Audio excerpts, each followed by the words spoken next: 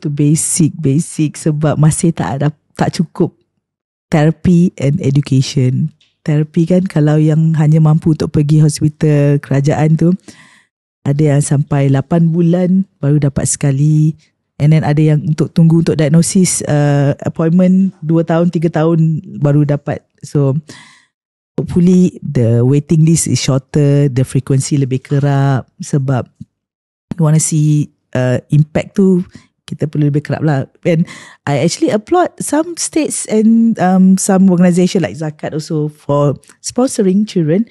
Macam Selangor kan ada Anis. But we want more.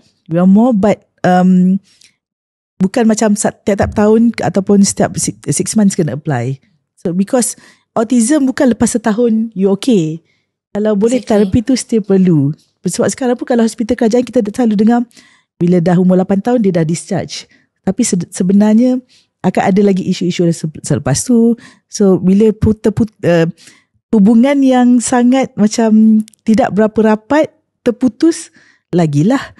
Kemudian dari segi education, we want education for all. Meaning semua anak-anak autistik boleh pergi sekolah, diterima dan kekal di sekolah.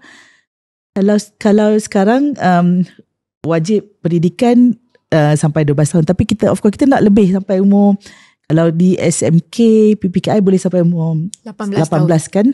Jadi kita nak sehabisnya lah ada tempat untuk mereka.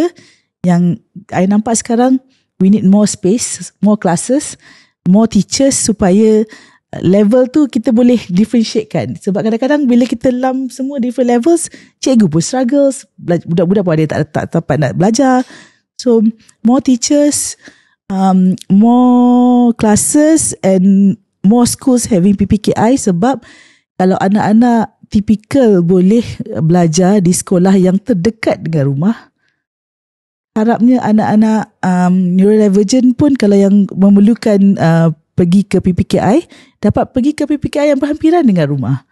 Kan? Sebab it's a source of burden jugalah kalau and perlu a basic need.